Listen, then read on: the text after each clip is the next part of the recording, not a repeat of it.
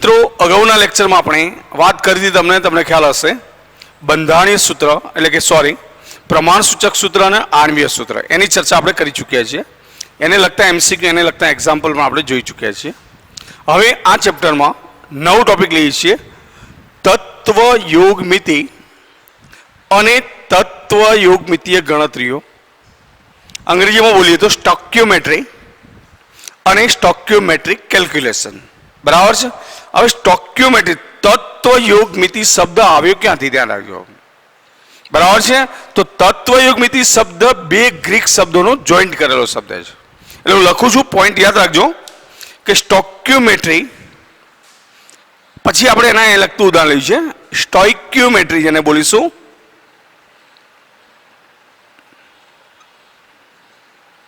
એટલે કે તત્વ યોગમિતિ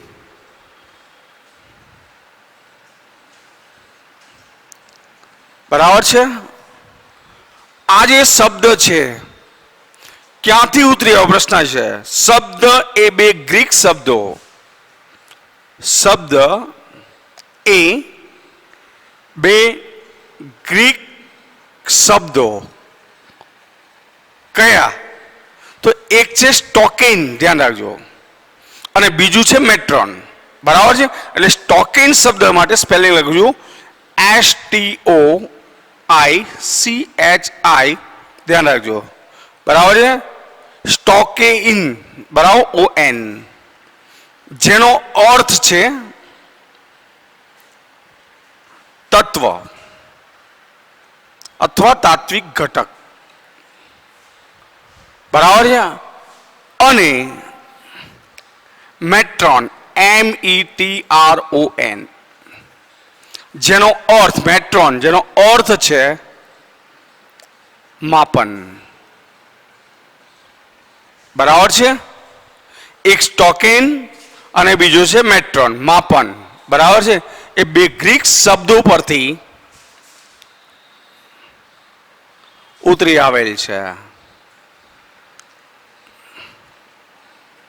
મતલબ કે બે આ ગ્રીક શબ્દો છે ધ્યાન રાખજો એક આપણે શબ્દ વાપરીએ સ્ટોકેન જેનો મતલબ તત્વ તાત્વિક ઘટક બીજો છે મેટ્રોન અર્થ છે માપન માપવું મતલબ રાસાયણિક પ્રક્રિયામાં રહેલા તત્વોનું દળના સંદર્ભમાં મોલના સંદર્ભમાં કદના સંદર્ભમાં અણુની સંખ્યાના સંદર્ભમાં કોઈ પણ રીતે માપન કરવામાં આવે તો એ જે છે તત્વ યોગમિતિ છે ધ્યાન રાખજો એટલે મહત્વની બાબત એ છે ધ્યાન રાખજો કે તત્વ યોગમિતિ એ શું છે તો રાસાયણિક પ્રક્રિયામાં રહેલા પ્રક્રિયકો અને નિપજોના દળની ગણતરી સાથે સંકળાયેલ છે એટલે ધ્યાન રાખજો તત્વ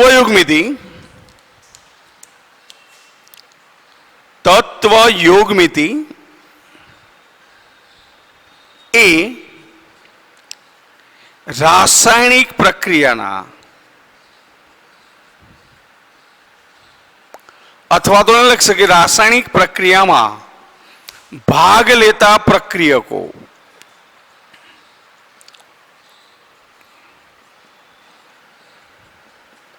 અને બનતી નિપજો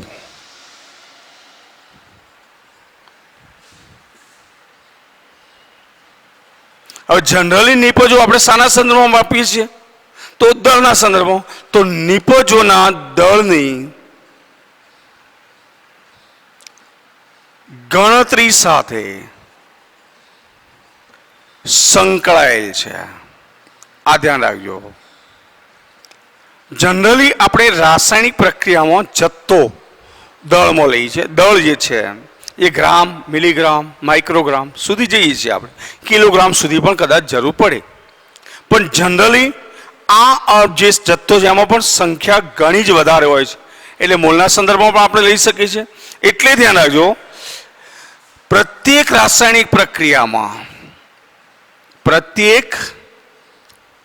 રાસાયણિક પ્રક્રિયા ધ્યાન રાખજો કોઈ પણ રાસાયણિક પ્રક્રિયા લઈએ તો પ્રત્યેક રાસાયણિક પ્રક્રિયામાં પ્રક્રિયક અને નિપજ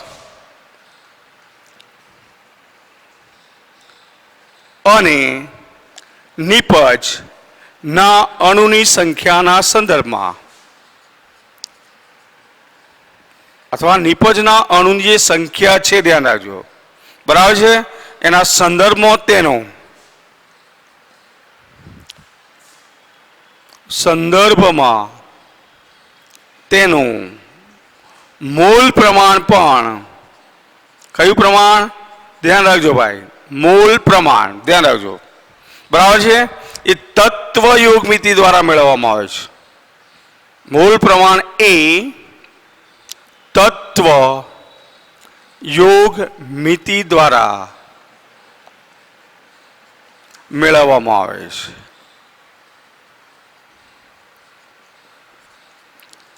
મતલબ કે એક બાબત દળ સાથેની ગણતરીની વાત આવી, બીજી વાત સંખ્યાના સંદર્ભમાં પણ આવી, ત્રીજી બાબત મોલના પ્રમાણમાં પણ આવી છે. તો આ દરેક બાબત એ તત્વયુગ મિતિ સાથે સંકળાયેલ છે. હવે તત્વયુગ મિતિ દ્વારા આપણે શું કરી શકીએ? તો રાસાયણિક પ્રક્રિયાની સંતુલન સ્થિતિ નક્કી કરી શકીએ. ધ્યાન રાખજો, એટલે આપણે સ્પષ્ટ બાબત છે, તત્વયુગ મિતિ દ્વારા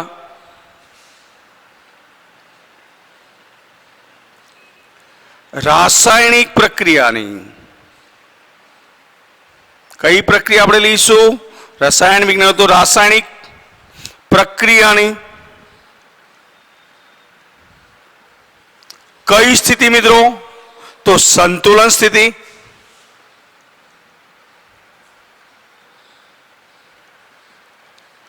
અને જો પ્રક્રિયાની સંતુલન સ્થિતિ તમે જાણતા હોય, દાખલા તરીકે બરાબર સંતુલિત રાસાયણિક સમીકરણ તમારી જોડે છે, તો સંતુલિત રાસાયણિક સમીકરણ પરથી અથવા સમતુલિત રાસાયણિક સમીકરણ પરથી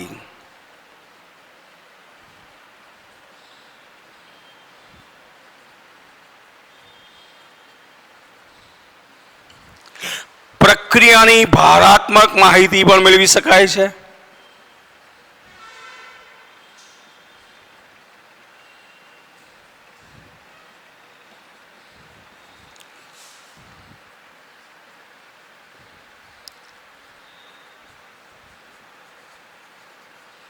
બરાબર છે.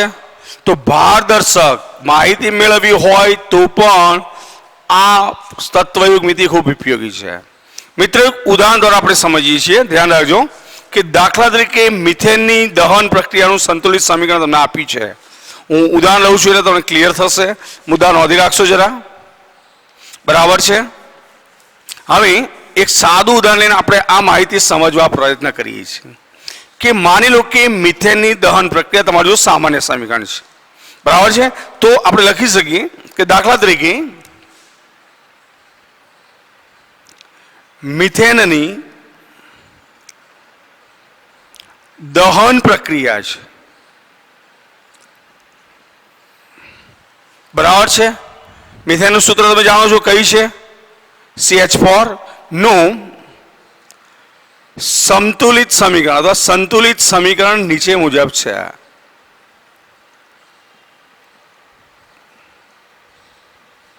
હું લખું છું સમીકરણ પછી,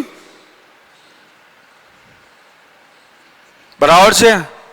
તો આના ઉપરથી આપણને શું માહિતી મળશે? તો તત્વયોગ મિતિ દ્વારા તત્વયોગ મિતિ દ્વારા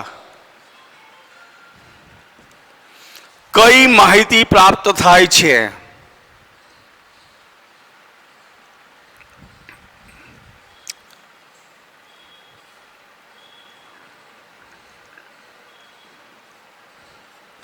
તે જાણીએ. હવે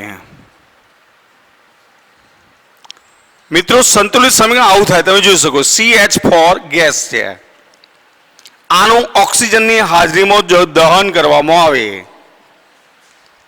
તો બનશે શું મિત્રો? CO2 gas plus H2O gas બાષ્પ સ્વરૂપમાં મળશે. ધ્યાન રાખજો, બરાબર છે.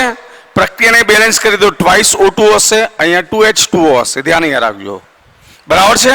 તો હવે આના ઉપરથી આપણને શું માહિતી મળશે?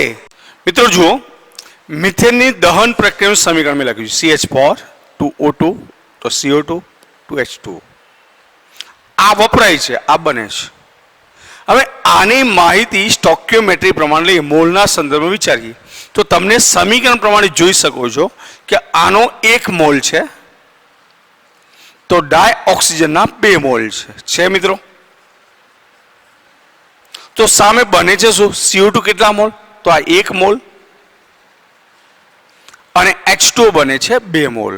ધ્યાન રાખો. તો મોલના સંદર્ભમાં તમારે તત્વયુગ્મિતિ દર્શાવ્યું તો આ પ્રમાણે દર્શાવાય કે 1 મોલ CH4 એની 2 મોલ O2 સાથે દહન પ્રક્રિયા થાય અને 1 મોલ CO2 અને 2 મોલ શું બનશે? H2 બનશે.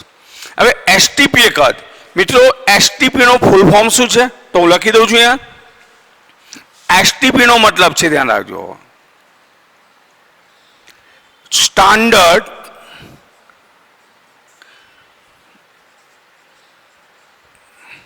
Temperature and pressure.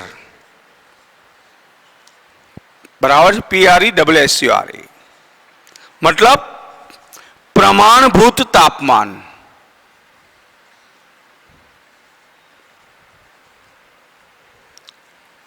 અને દબાણ.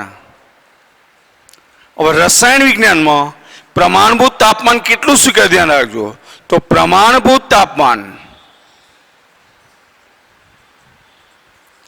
બરાબર 273 કેલ્વિન બરાબર શું લઈ શકે? 0 સેલ્સિયસ. બરાબર છે? આ તાપમાન છે. અને પ્રમાણભૂત દબાણ છે એ સ્વીકારેલું છે, ધ્યાન રાખજો, દરિયાની સપાટી પર 1 વાતાવરણ એટલે કે 1 ATM છે. આ તાપમાને આ દબાણે કોઈ પણ વાયુનો 1 મોલ જથ્થો લેવામાં આવે. કેટલો? 1 મોલ.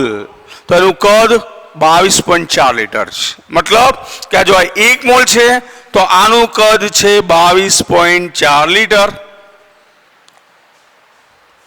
તો સીધી વાત છે કે CO2 કેટલો બને? તો 22.4 લીટર. બરાબર છે? ઓક્સિજન કેટલો વપરાય મિત્રો? તો 2 ગુણ્યા 22.4. સીધું ગણતરી કરીને મૂકો તો 44.8 લીટર લખાશે. અહીંયા 2 ગુણ્યા 22.4 લીટર. હવે દળની વાત કરીએ તો 1 મોલનું દળ એનો આણ્વીય દળ હોય તો એ મિથેન માટે ગણશો તો આ 16 ગ્રામ છે. તો સીધી વાત છે કે ઓક્સિજનનું પરમાણુ દળ 16 છે તો 16 × 4 = 64 ગ્રામ હશે. બરાબર છે? કાર્બન ડાયોક્સાઇડ 44 ગ્રામ હશે. અને H2O તમને ખબર છે કેટલા મોલ છે? 2. તો 2 ગુણ્યા 18 એટલે 36 ગ્રામ હશે. મિત્રો, દળના સંદર્ભમાં તમે તત્વયુગ્મિતિને 100% સાબિત કરી શકો છો. કારણ કે દ્રવ્ય સંચયનો નિયમ શું કહે છે કે દ્રવ્ય સંચયના નિયમ પ્રમાણે કોઈ પણ રાસાયણિક પ્રક્રિયામાં પ્રક્રિયકોનું જે દળ છે એ જ અંતે નિપજનું દળ હોવું જોઈએ. વધારાનું દળ તો પડી રહેશે. કોઈ એક પ્રક્રિયક ઓછો વધારે હોય તો સીમિત પ્રક્રિયક તરીને પડી વધારાનો વપરાઈ જશે અને જે ઓછો હશે વપરાઈ જશે, વધારે પડ્યો રહેશે. પણ જો સંતુલિત સમીકરણની વાત કરીએ તો આ બાજુ ટોટલ દળ તમે ગણવા જાઓ 64 + 16. બરાબર છે? તો અહીંયા 36 + 44 બેનું ઇક્વલ થઈ જશે. આ 80 પેલું 80. અણુની સંખ્યા આપણે મોલમાં અણુની સંખ્યા તમને ખબર છે કે 1 મોલ એટલે કેટલી સંખ્યા? તો આની લખી શકીએ 6.022 ગુણ્યા 10⁻23. તો આ લખી શકીએ 2 મોલ છે તો 2 ગુણ્યા 6.022 ગુણ્યા 10⁻23. આ લખવી છે તો 6.022 ગુણ્યા 10⁻23. અને આ લખવું છે તો 2 ગુણ્યા 6.022 ગુણ્યા 10⁻23. મિત્રો, તમને સ્ટોક્યોમેટ્રી ઉપરથી સીધા પ્રશ્નો પૂછી શકાય, ધ્યાન રાખજો. જેમ કે આ કોષ્ટક છે તમારી પાસે, અમુક માહિતી લુપ્ત છે, અમુક માહિતી તમને આપી નથી, તો એ માહિતી પણ તમે દર્શાવી શકો છો આરામથી, કોઈ તકલીફ વગર. ખબર પડી છે મિત્રો? દાખલા કે તમને પરીક્ષાની અંદર આવું કોઈ કોલમ બનાવીને આપ્યું અને અહીં આગળ આ ખાલી રાખ્યું હોય, બરાબર છે? અહીંયા આ ખાલી માન લો કે રાખ્યું હોય, અહીંયા માન લો કે આ ખાલી રાખ્યું હોય અને અહીંયા માન લો કે આ ખાલી રાખ્યું હોય, તો તમે આરામથી આ ખાલી જગ્યાઓ પૂરી શકો છો જો સંતુલિત સમીકરણ અને એની ભારાત્મક માહિતી જાણતા હોય તો, બરાબર છે? તો ઉપરોક્ત પ્રક્રિયામાં પ્રક્રિયકોને નિપજોનું તત્વયોગમિતીય પ્રમાણ કેટલું છે મિત્રો? હું લખી દઉં છું, ધ્યાન રાખજો કે ઉપરોક્ત પ્રક્રિયામાં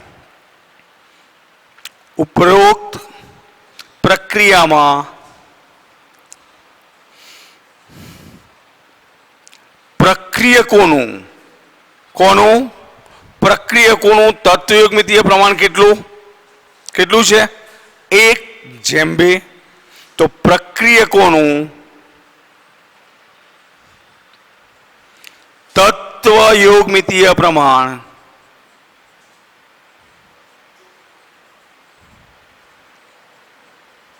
બરાબર 1:2 છે કે નહીં?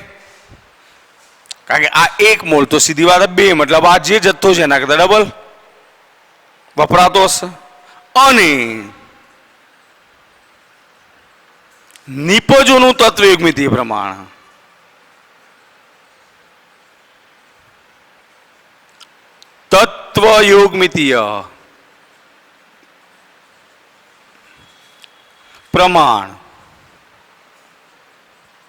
બરાબર પણ 1:2 છે કે નહીં? એટલે જો મિત્રો સામાન્ય સ્વરૂપની આપણે પ્રક્રિયા કોઈ લખીએ, દાખલા તરીકે ધ્યાન રાખજો, આ સમજૂતી માટે મેં લખ્યું છે, આની જરૂર નથી આપણે. એટલે કોઈ સામાન્ય સ્વરૂપની પ્રક્રિયા લઈએ, મુદ્દો અહીંયા એડ કરું છું, બોર્ડ સાફ કરતો નથી મિત્રો, તમારી જાણકારી માટે. એટલે કે આમ સામાન્ય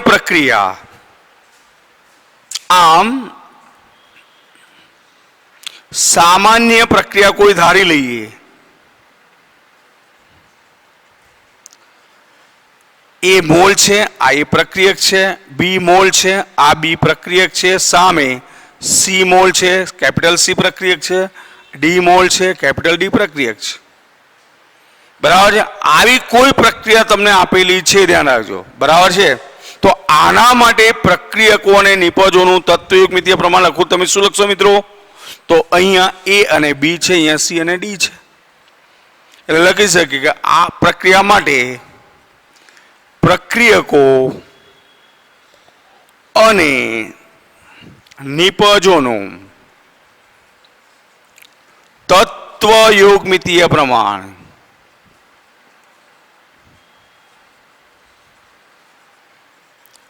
અનુક્રમે A/B અને C/D છે, બરાબર છે? તો આ થઈ વાત મિત્રો રાસાયણિક પ્રક્રિયાની તત્વયોગમિતિ. તત્વયોગમિતિ આધારિત બીજા ઘણા બધા એમસીક્યુ છે, નીટમાં પણ આપણને પૂછાયેલા છે મિત્રો, GEE-માં પણ પૂછાયેલા છે, બરાબર છે? તો એવા પ્રશ્નો પણ આપણે કેટલાક સોલ્વ કરીશું પછી. અત્યારે થિયરિકલ વાત પૂરી કરીએ છીએ, બરાબર છે? હવે નવો મુદ્દો આપણે જોઈએ છીએ, ધ્યાન રાખજો. અને આ જે મુદ્દા મેં લખ્યા છે એને બરાબર સમજવાનો પ્રયત્ન કરજો મિત્રો. અને લેક્ચર જે છે 1 વાર નહીં 2 વાર 3 વાર જોજો અને અભ્યાસ કરજો, તો તમને કોઈ બુક વાંચવાની જરૂર નહીં પડે, એ રીતે તમને સરળતાથી સમજણ પડી જશે, બરાબર છે મિત્રો? હવે આપણે લઈએ છીએ, ધ્યાન રાખજો, રાસાયણિક સમીકરણનું સમતોલન. નવો ટોપિક આપણું રાસાયણિક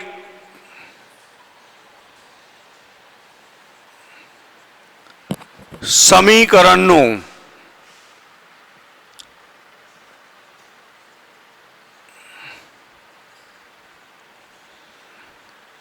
સમતોલન. આપણને ખબર છે કે કોઈ પણ રાસાયણિક પ્રક્રિયા જે છે એ સંતુલિત અવસ્થામાં હોય, લખેલી હોય તો જ આપણને ભારાત્મક માહિતી લખવામાં તકલીફ ના પડે, બરાબર છે? મુખ્ય વસ્તુ આ છે. એટલે ભારાત્મક માહિતી મેળવવા માટે કોઈ પણ રાસાયણિક પ્રક્રિયા સંતુલિત સ્થિતિમાં હોવી જોઈએ. અને દ્રવ્ય સંચયનો નિયમ તમે જાણો છો, દ્રવ્યનું સર્જન કે વિનાશ શક્ય નથી, એનું સ્વરૂપ બદલી શકાય છે.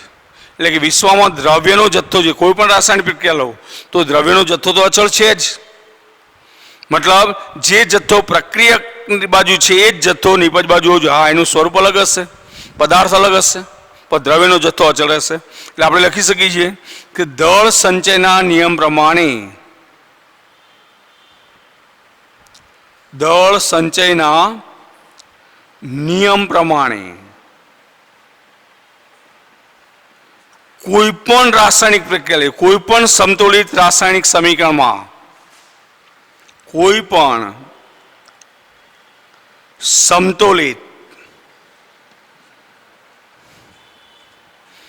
રાસાયણિક સમીકરણમાં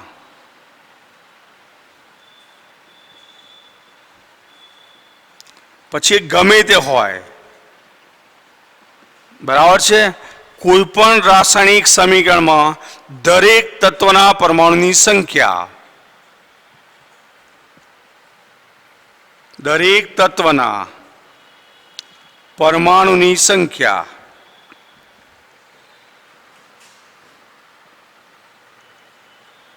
સમીકરણની બંને બાજુએ કેવી હોવી જોઈએ? સમીકરણની બંને બાજુએ સમાન હોવી જોઈએ, તો જ સમતુલિત સમીકરણ કહેવાય ને. બંને બાજુએ સમાન હોવી જોઈએ, મુખ્ય વસ્તુ આ છે. અને આપણને ખબર છે કે પરીક્ષામાં લગભગ નિયમ એવો છે કે તમે પ્રક્રિયા લખો તો સંતુલિત સમીકરણ હોય તો જ તમને માર્ક્સ મળે છે મિત્રો, એ સિવાય મળતા નથી. કેમિસ્ટ્રીનો નિયમ છે, ધ્યાન રાખજો, બરાબર છે. એટલે જો પ્રક્રિયા સમીકરણની બંને બાજુએ, બરાબર છે, પરમાણુની સંખ્યા સમાન ન હોય તો શું કરવું? તો આપણે અજમાયશી રીત, બરાબર, ટ્રાયલ, પ્રક્રિયક કે નિપજની આગળ ગુણકો મૂકીએ છીએ અને સંતુલિત કરવા પ્રયત્ન કરીએ છીએ. ધ્યાન રાખજો. અને એટલે આપણે લખી શકીએ કે જો પ્રક્રિયા સમીકરણની બંને બાજુએ, જો પ્રક્રિયા સમીકરણની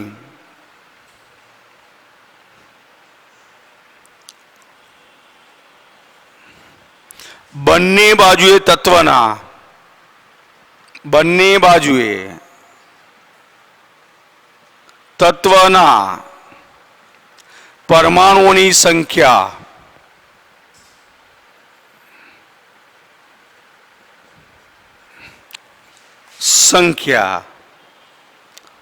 સમાન ન હોય, કેવી ના હોય? સમાન ન હોય તો શું કરીશું મિત્રો? તો પ્રક્રિયકો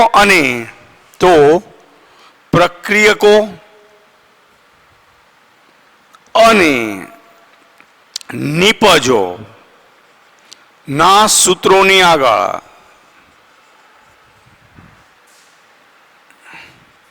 શું કરીશું મિત્રો? વારાફરતી અલગ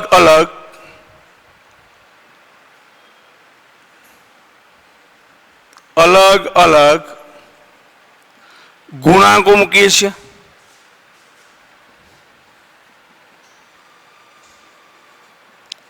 શું મૂકીશું? ગુણાંક, ટ્રાયલ બેઝ, ધ્યાન રાખજો.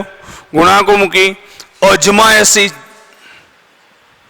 કઈ રીતે આને કહેવાય? અજમાયશ ફાઇનલ નથી, એટલે કે કાઉન્સમાં લખું પ્રયત્ન અને ભૂલ.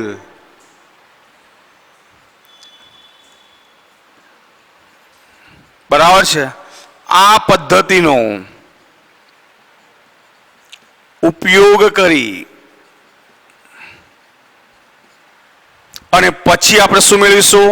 સંતુલિત રાસાયણિક સમીકરણને. ધ્યાન રાખજો, ઘણા રાસાયણિક જે સમીકરણો છે, ધ્યાન રાખજો, એને સંતુલિત કરી શકાય છે. સમીકરણોને સંતુલિત અથવા સંતુલિત કરી શકાય છે. બરાબર છે. અને રાસાયણિક સમીકરણનું જે સંતુલન કરવામાં આવે છે આ રીતે, પણ બંને બાજુ શું કરી છે આપણે? પરમાણુ સંખ્યા સમાન કરી. ધ્યાન રાખજો, એટલે કે બંને બાજુ પરમાણુઓની સંખ્યા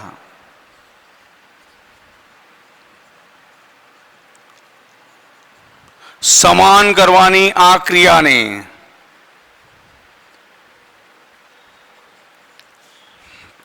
આ ક્રિયા અથવા વિધિ રાસાયણિક સમીકરણનું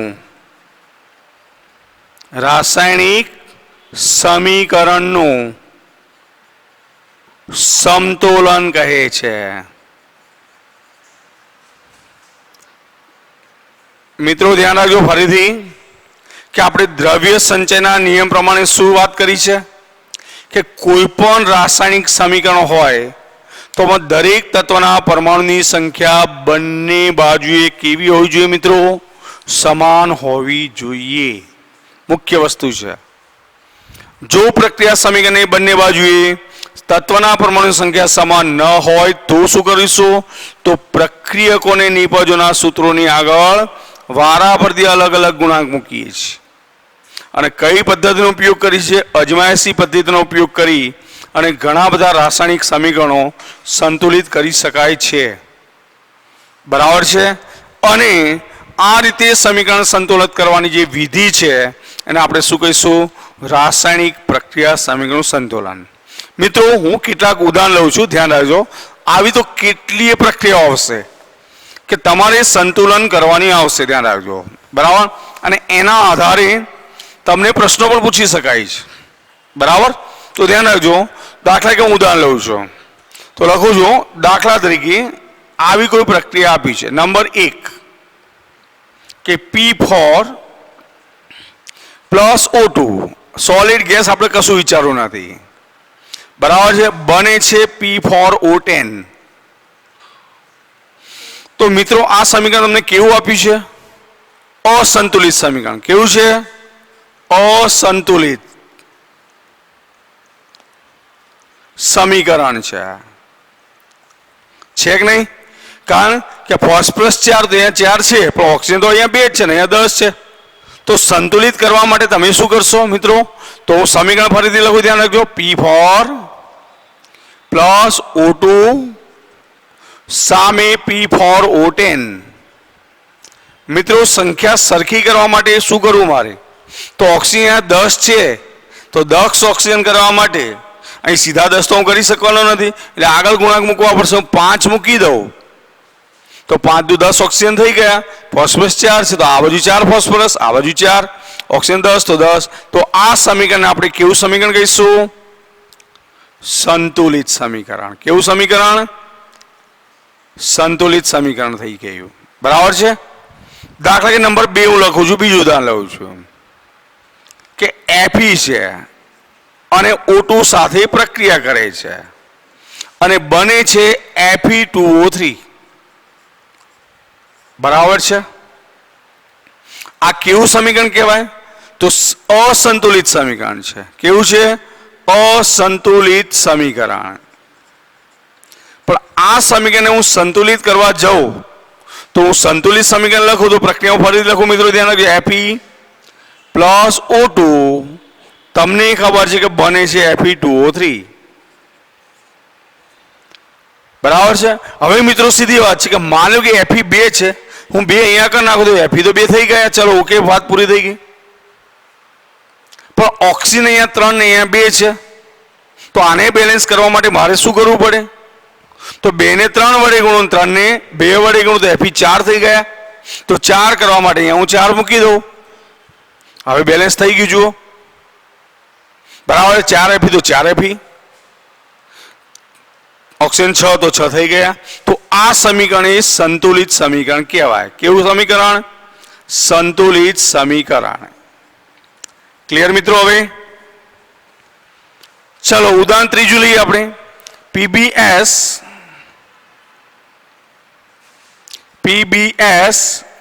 પ્લસ O2 છે સામે માનો કે PbO પ્લસ SO2 બન્યા છે. ચલો મિત્રો આ સમીકરણ કેવું? તો તમે ઘણું ખબર પડી જશે. ઓક્સિજન 2 છે ને અહીંયા 3 થયા. તો આ સમીકરણ અસંતુલિત સમીકરણ છે.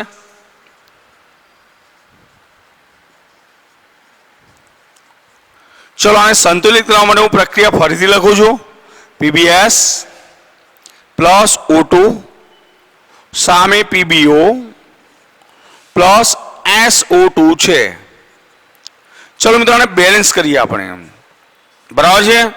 તો તમે જોઈ શકો છો કે આ ઓક્સિજનની બેલેન્સ કરવા માટે સલ્ફર તો એક પ્રોબ્લેમ નથી, Pb એક તો એક પ્રોબ્લેમ નથી. હવે તમે શું કરશો કે આ 3 ઓક્સિજન તો અહીંયા હું 3/2 માની લો કે ખાલી મૂકી દઉં તો 2 દૂર થયા 3 થઈ ગયા તોય ચાલશે. પણ આપણે અપૂર્ણાંક ન રાખવા માટે શું કરીએ તો આખા સમીકરણને 2 વડે ગુણીએ તો આ 2 થઈ ગયા, આ 3 થઈ ગયા, આ 2 થઈ ગયા, આ 2 થઈ ગયા. હવે ચેક કરી જુઓ જરા, તો જો 2 Pb તો 2 Pb થઈ ગયા, 2S તો 2S. ઓક્સિજન ગણો કેટલા થાય 6, તો ઓક્સિજન 2 અને 4 6. તો આ સમીકરણને કેવું સમીકરણ કહીશું? સંતુલિત સમીકરણ. કેવું સમીકરણ છે? સંતુલિત સમીકરણ છે.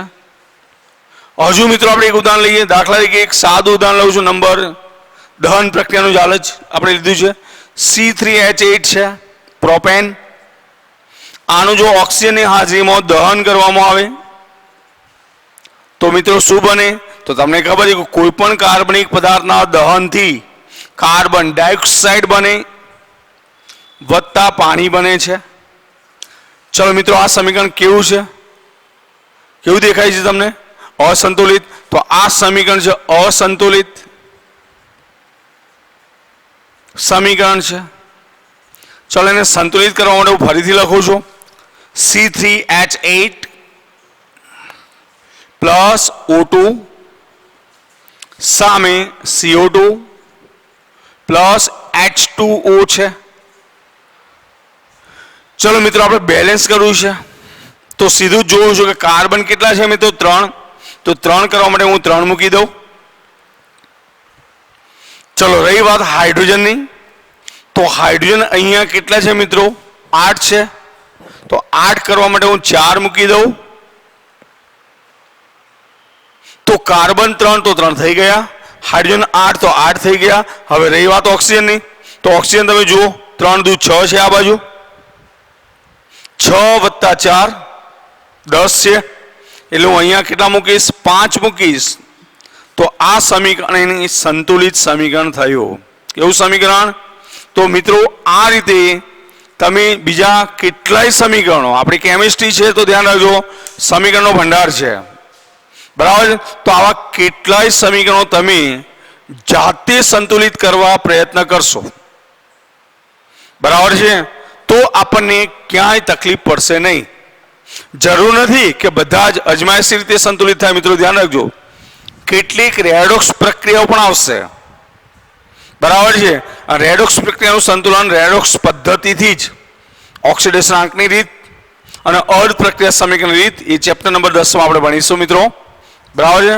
9 કે 10 માં એની અંદર જે રેડોક્સ પ્રક્રિયા ચેપ્ટર આવશે એની અંદર ચર્ચા કરીશું. સાદા સમીકરણનું સંતુલન આ રીતે થાય છે, ધ્યાન રાખજો, બરાબર છે?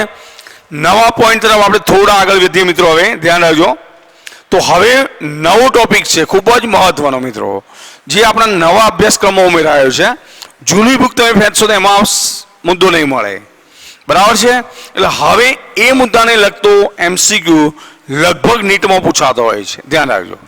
અને એટલે હવેનો પોઈન્ટ આપણે લઈએ છીએ, ધ્યાન રાખજો, સીમિત પ્રક્રિયક. ખૂબ જ મહત્વનો મુદ્દો છે, ધ્યાન રાખજો મિત્રો.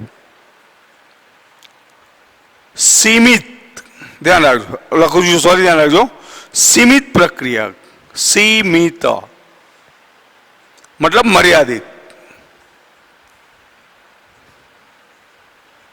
બરાબર છે? આ પોઈન્ટ આપણી જોડે સમજવાનો છે.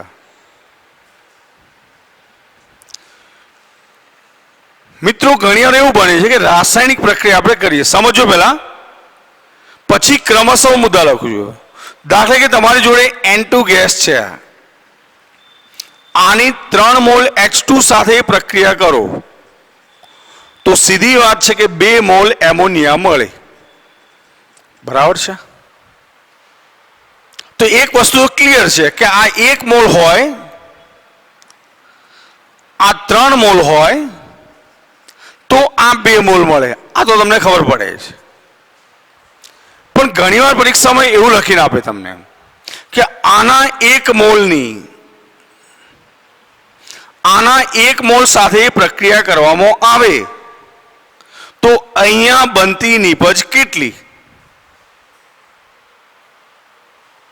બરાબર છે? ત્યારે આપણે સીધું વિચારવું પડે કે ખરેખર રાસાયણિક પ્રક્રિયા કરવી હોય તો આ 1 મોલ હોય તો આ 3 મોલ જોઈએ ને જોઈએ તો જ આ 2 મોલ મળે, એ સિવાય મળવાનો નથી. આ 2 મોલ એમને એમ ના મળે.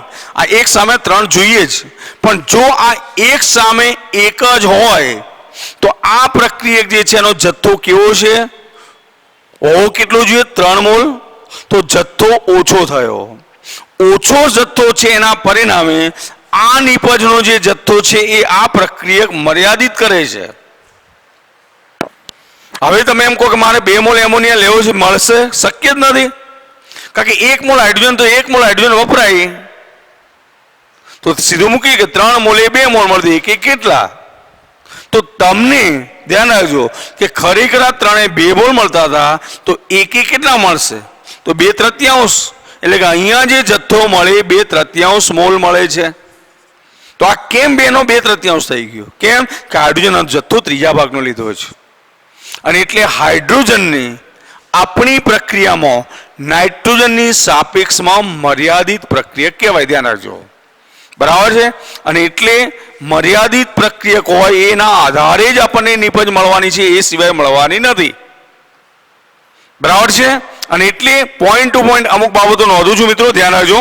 અને મુદ્દાઓને ખાસ સમજો, પછી એનો એક્ઝામ્પલ આપણે ગણીશું. ધ્યાન રાખજો.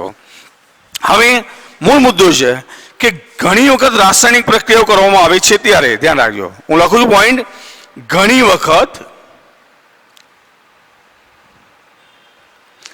રાસાયણિક પ્રક્રિયાઓ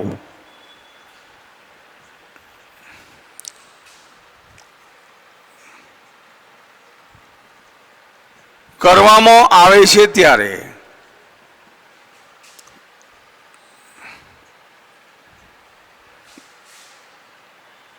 શું થશે? મેં હમણાં જ કહ્યું તમને.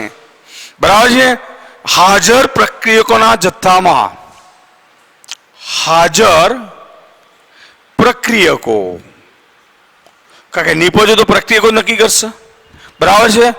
તો હાજર પ્રક્રિયકો જે છે ના જથ્થામાં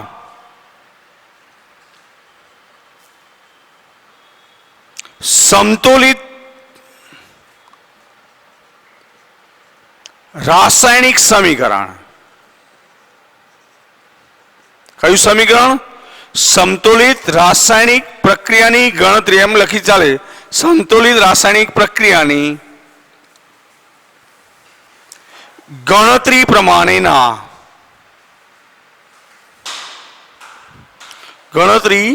પ્રમાણેના પ્રમાણમાં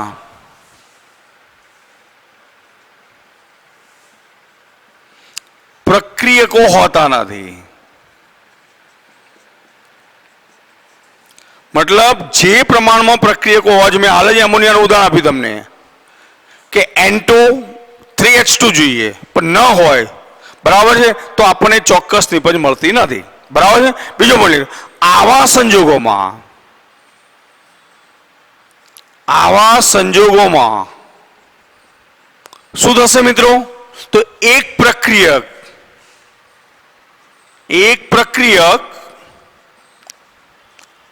બીજા પ્રક્રિયક કરતા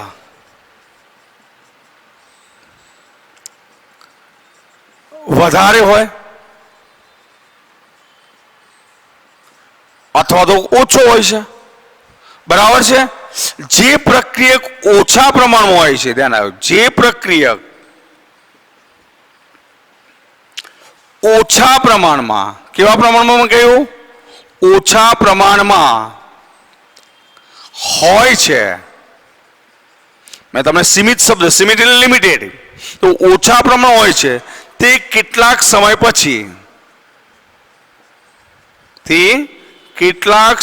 પછી સંપૂર્ણપણે વપરાઈ જાય છે.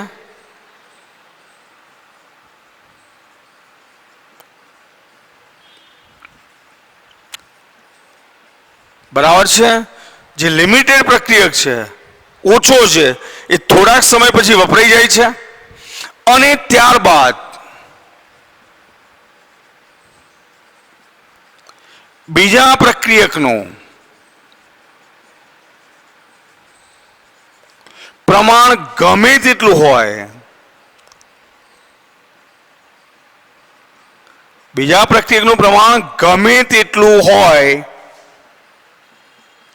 તો પણ પ્રક્રિયા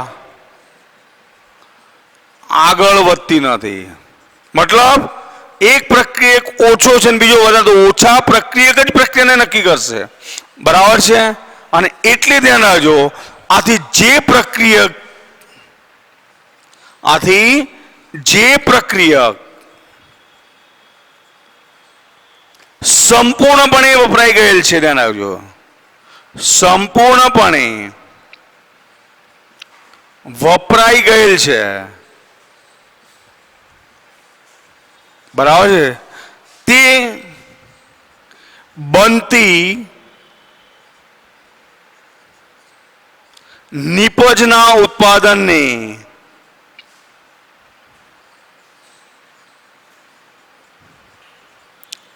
શું કરશે? સીમિત કરે છે.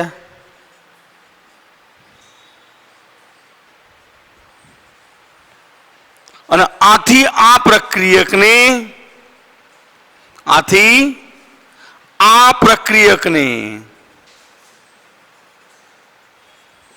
સીમિત પ્રક્રિયક કહે છે. મિત્રો ધ્યાન રાખજો, સીમિત પ્રક્રિયક કહે છે. મિત્રો મુખ્ય વસ્તુ આપણી થિયરીની આ છે કે કોઈ પ્રક્રિયામાં જે પ્રક્રિયક ઓછા પ્રમાણમાં છે